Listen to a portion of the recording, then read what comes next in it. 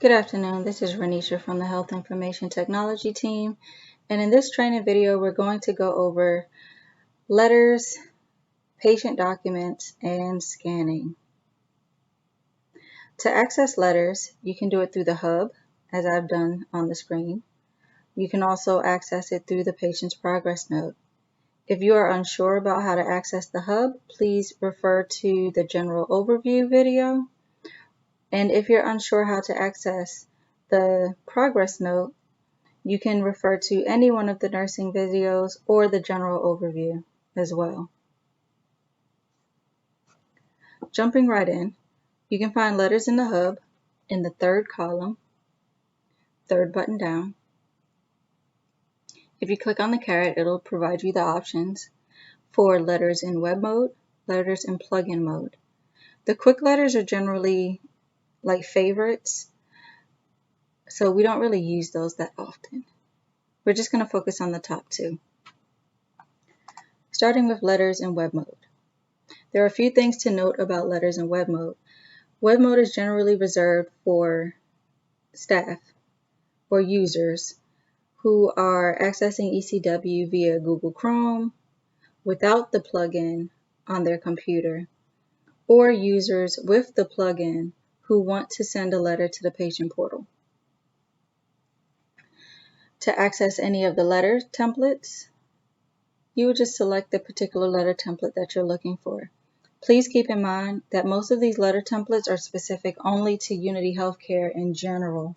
You're not going to find your site-specific letters in this list. So to use a letter that's pretty common for clinical staff, we're going to start with the Unity Healthcare Health Status Certificate. When I click on the letter name, it'll pull up a preview, and as you can see, we have the Health Status Certificate. We're going to click Run Letter, and this will allow us to import any letter tags and make any editing changes to this document. So as you can see here down at the bottom, you have patient name. Now that the patient name is showing up, you have the patient's date of birth and the site, which automatically defaults to Unity Healthcare because this is a Unity Healthcare general letter. Down at the bottom, you can select the folder to save the document in. We're going to leave it in clinical documents because that's generally where they go. We're also going to change the name of this letter. To update the name, we're going to type in the 4-digit year, 2-digit month, 2-digit day, and we're going to name the letter.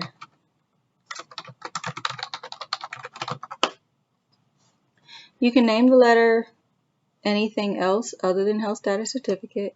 Just make sure it makes sense, such as work note, school note, sick note, back to work note.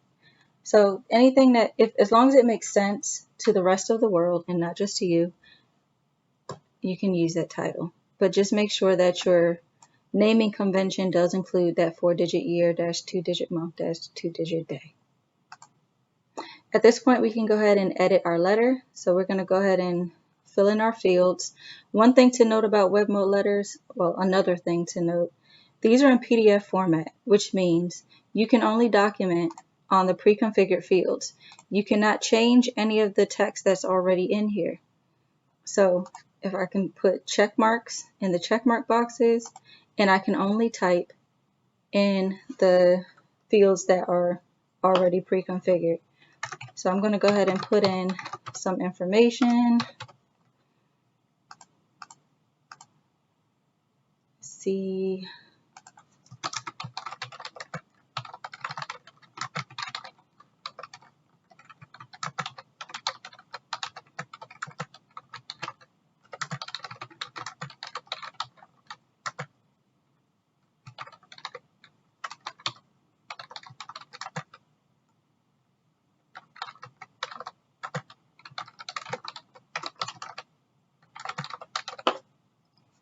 So I've entered my information. I've said that the patient was seen at the clinic today. They can begin or return to work without restrictions, and the patient will need additional follow-up care. Please provide leave applications, etc., etc.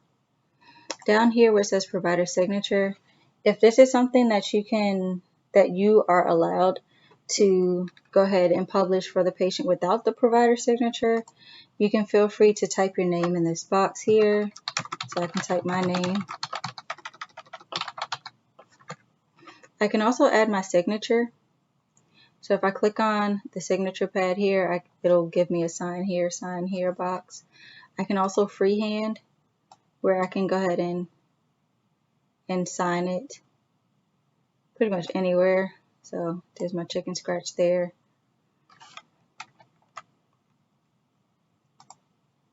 I can move it around wherever it needs to go. So boom, done, there's my signature. At this point, if I want to save it, I need to do something with it, or I need to click save. I'm going to actually go ahead and publish this to the portal so you guys can see what that's going to look like.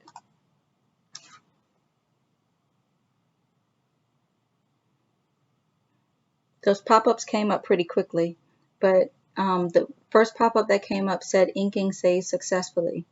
That's applicable to the changes that we made, from the check marks to the text and the signature and all of that. It basically said that it saved all of it. It also popped up that it was published to the portal successfully. The patient is now able to log into the patient portal or onto the Helo app and view this letter. I'm going to go ahead and click close. And if I want to view this letter again, I can open up Patient Docs and view the letter. We'll do that in a moment. Let's look at letters in plugin mode first. I'm going to go ahead and click letter plugin mode.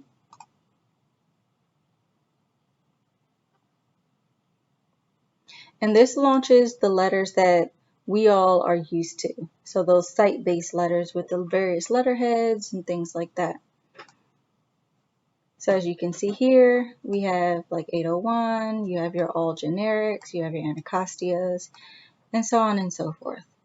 So every site has a letter. We're going to actually do the same letter just so you can see the difference between the two. I'm going to go with all health status certificate. And I'm just going to click on it to open it up. Exact same letter, just a little bit different. Now this letter is actually in Word format. This is the format that you guys are used to documenting in. First thing we're going to do here is update our folder if necessary. So down here where it says clinical documents, you can change it to whichever folder you'd like it to go to. And then here where it says letter 0806, we're going to change our letter name, just like we did before. Same concept as far as the naming convention. We're just going to add that in, status certificate. Now you want to name it first before you run the letter, because if you run the letter first, it won't let you rename it. Okay. We're going to click the run letter button. So basically we're going left to right here. So save in, you pick your folder if necessary, you name it, now you run it. This is a little bit backwards compared to old eCW where you ran it and then you were able to edit and name it. This one's a little bit different, so please keep this step in mind. I'm going to go ahead and click the run button, that's this one here. And as you can see, the letter tags have been populated. That's the letters, the patient name, date of birth. In other letters, there are additional fields that are also have tags that will automatically populate. Now at this point, we can go ahead and document our letter. I'm going to put patient seen.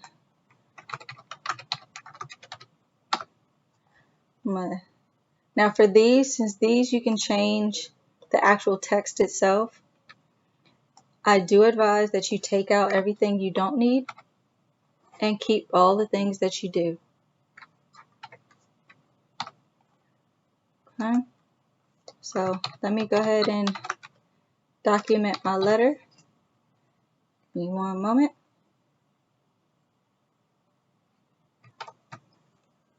Alright, so I've completed editing my letter.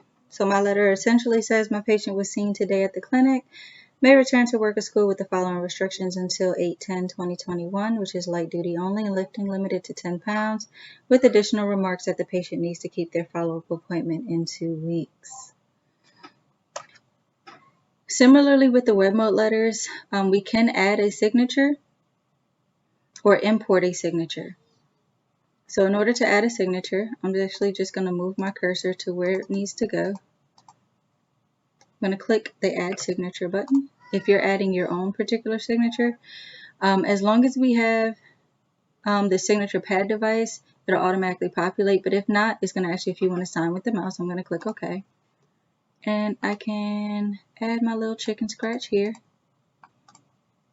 And it puts my signature into the document. Now for providers, they can import their signatures similarly because their signatures are already stored in eCW. So we can select this one here, which is your import signature, and I can pick whatever staff member or provider as long as their signature is already listed in eCW. So I'm going to click OK, and there's a Unity's little chicken scratch. You'll notice the timestamp as well, and you can move it around as you please. Now, just like with web mode, you have to do something with this document in order for it to be saved. You can save it, you can print it, or you can fax it. There is a Publish to Portal button, but it's best to use Publish to Portal in web mode. So in the interest of today, I'm going to go ahead and click Save Letter.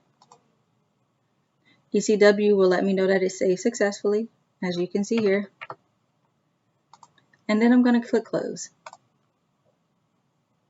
Now that I've officially saved a letter in both web mode and plugin mode, we're going to move on and look at patient documents. Now the patient docs button is in the second column, first button up. Patient docs does come in both web mode and plugin mode. Let's look at web mode first. Again, web mode will default if you do not have the plugin automatically on your desktop and you're accessing eCW through Google Chrome. So here are the web mode letters, well, the web mode patient docs, which does not just include letters, it also includes anything that has been scanned or faxed into eCW or generated, because our smart forms also save to patient docs as well as our EKGs.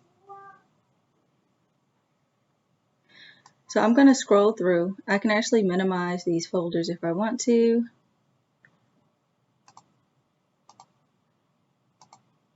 There's a lot of stuff in my patient docs, so bear with me.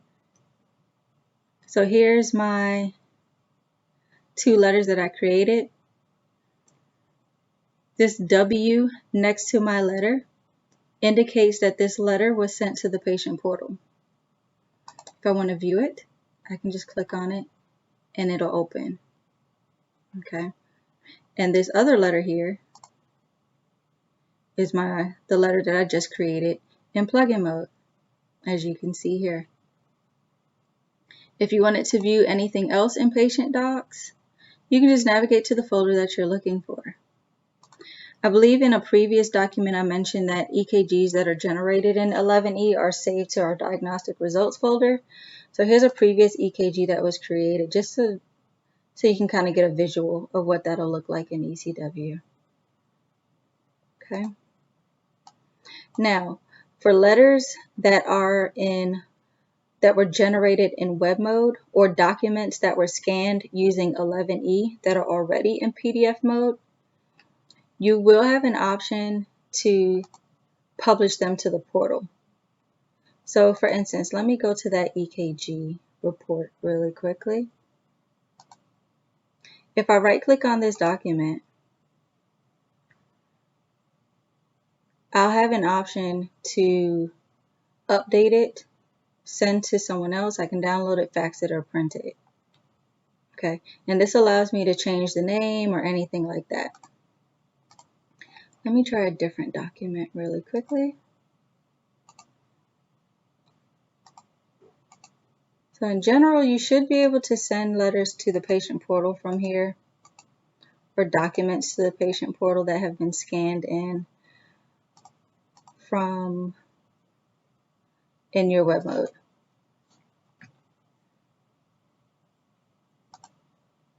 In the event that you need to upload or scan some other documents, you can add local, that's your upload, and you have your scan option where you can scan. Here's your refresh button, which allows you to refresh your entire patient document section.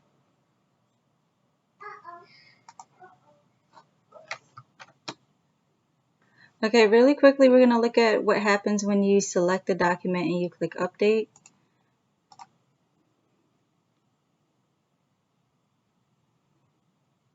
If this document is still outstanding, you'll see that the reviewed button is no longer checked, and you'll be able to edit the patient name, not the patient name, the document name, and you'll also be able to make any changes to the assigned to or the associated facility. This is where you can actually select the document to be published to the portal. So I'm going to actually check mark this box that says publish to portal. I'm going to click OK. And what that'll do, that puts it in the queue to go out to the patient portal.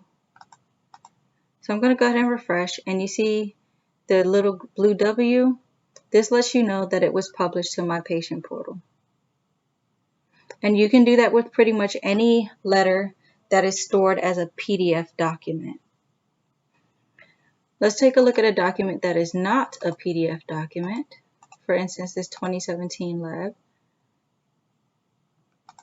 So as you can see here, this document has already been reviewed, but you can also see that it does not have the option to publish to portal because this document was actually saved as a TIFF, a TIFF image format, meaning it was scanned with an older version of eCW, which did not allow for scanning to PDF.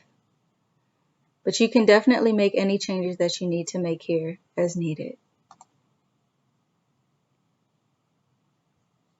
Now let's go back to the hub and take a look at Patient Docs plugin mode. I'm going to click the caret. I'm going to click Patient Docs plugin mode.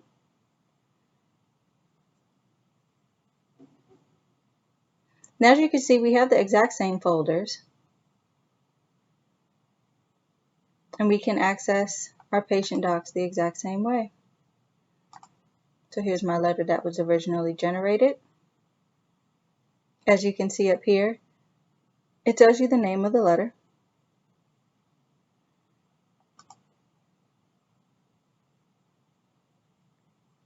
There we go. You can see a bunch of other different letters here as well. You do have the option to update the letter. You can download the letter, fax it, anything that you generally would need to do. If this was an outstanding letter, as in unreviewed, you could change the name, change the assigned to, anything else that you needed to do to make this to update this letter. We're going to click OK. Actually, I'm going to go ahead and click cancel because I did not want to make any changes to this letter. We're going to click close, and that's essentially your patient docs in both web mode and plugin mode. The next thing we're going to look at is how to scan. Now to access the scan documents section, the simplest way is generally to click on 3 lines here, go to documents, and click scan documents here.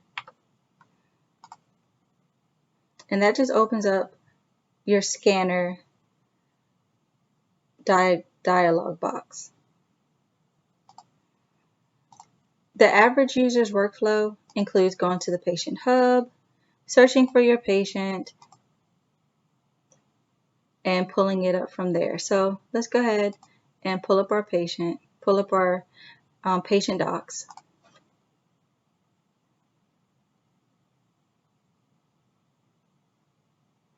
So we've opened up patient docs. Down at the bottom of your patient docs screen, there's a scan documents button here. We're going to click on scan documents. That's going to open up the same scanner dialog box.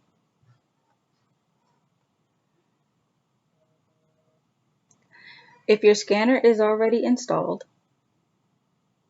you can create scanner profiles by making any changes you need to here, such as the color mode, black and white grayscale color, page size, DPI, which stands for dots per inch, number of pages, file format, and if you click save, it'll save it as a particular scanner profile.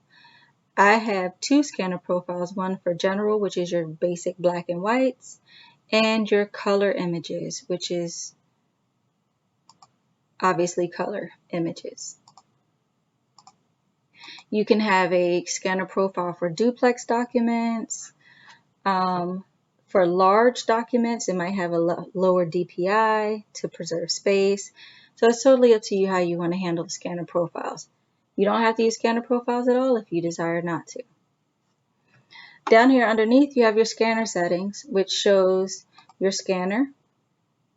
If you have multiple scanners connected to your computer, the drop-down will allow you to select which scanner you want to use. You have your color mode, which we looked at a minute ago, which is your black and white, grayscale color. You have your page size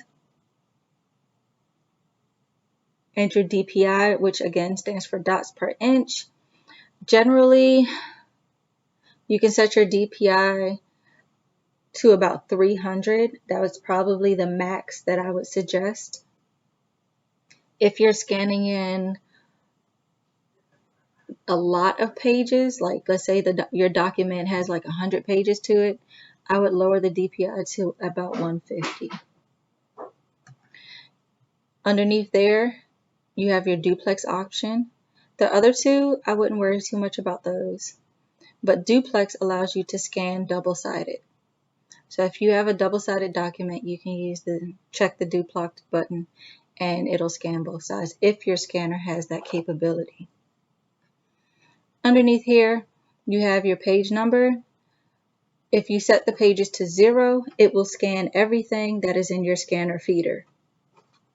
Otherwise, you can set the number of pages to whatever you choose. If you're scanning multiple pages, I do suggest that you have scan to single file selected. Otherwise, if you scan in 5 pages, it's going to scan 5 separate files. It's a little bit of a headache to bring all of those files together. So I would suggest that you scan to single file if you're scanning multiple pages for the same report. Here we have our file format. Generally, the default is scan to PDF. Your folder path will default to your downloads folder, and then you have your file name, which for most people is defaulted to machine name, the scanned by, which is your name, and the date and time. If you're scanning multiples, you'll see additional numbers at the end indicating that it's a different document. You do have the option to change those tags using the right arrow here, and you can pick whichever tags you want to choose, such as the scan by, which will pull in your name, the date and time, today's date, the machine name, which is your computer number, and then machine user. So this one is a little bit different than the scan by. So for instance, if someone else is logged into your computer, logged into Windows on your computer, machine user will be that person. Scan by is whoever is logged into eCW. So please keep that in mind. And here where it says scan driver, this will be set when your scanner is installed. Down here at the bottom, you have delete after attach. So after you've attached the scan document to the patient, it will delete from this queue here. This button here hides and unhides the scanner settings over here on the left. Now that we've gone over your basic settings here, we're going to go ahead and click scan. Scan in a document really quickly. You'll get the dialog box saying that the scan is in progress, as you can hear in the background there. Here's our document, automatically pops up. Again, this is in a PDF format. So of course you would confirm to make sure you have all of your pages, all of your stuff is there. Okay. So you can zoom in, zoom out, whatever it is that you need to do. The next thing we're going to do, we're going to click attach. If you have multiple documents to scan, you can actually go ahead and scan in all of your documents and then attach them to your individual patients later. Totally up to you. But since we're already in the training patients chart, and this particular document is going to be for a training patient, let's go ahead and attach it. So when you click attach, it's going to give you the option to select the patient. If you've gone through the hub and opened up the scanning dialog box, it's automatically going to pull in that patient's name. If you do it this way, I suggest you leave it this way. Otherwise, navigate to the correct patient's hub and then access it from there. You can change your assign to whatever staff member you need. So for this one's not necessarily a search. They don't have like the little ellipsis box where you can search for staff members. You would just start by typing in the person's name. So it's kind of like doing the patient lookup. You type in last name, comma, first name. Or if you don't know how to spell their last name, you just know their first name, you can just type in the comma and their first name and it'll do a quick staff search for you. Next, we're going to select which document folder we want this document to go into. I'm going to select correspondence, and then I'm going to change the name of my document. Again, we're sticking with the same document format we did for patient docs, which was 4-digit year, 2-digit month, 2-digit day, and whatever this document is for.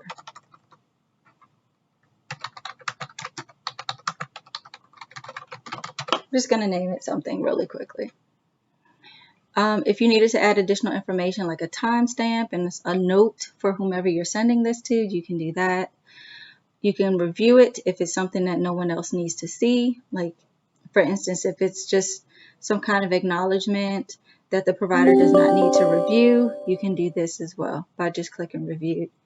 If it's high priority, for instance, a high priority mammogram, like patient has flagrant cancer, of course that's going to be high priority. You want to make sure you flag that. There are particular scripts for this, so definitely make sure you're paying attention to the various scripts and the various policies that are already in place. Once you've made any changes here to your details, we're going to click OK. And it'll say the document has been attached successfully. The document in the queue will also disappear. Let's confirm that our document has effectively gone to patient docs. We're going to click close. Then we're going to navigate to the folder that we need to see. And we should see our document here. So when I click on it, here's my document. And at this point, if you needed to change the name of it, you can change the name of it. If you wanted to move it to a new category, if you accidentally attached it to the wrong patient, as long as you have permissions to do so, it will allow you to move this document to another patient. If you need to add any editing, you can add some freehand editing and so on and so forth.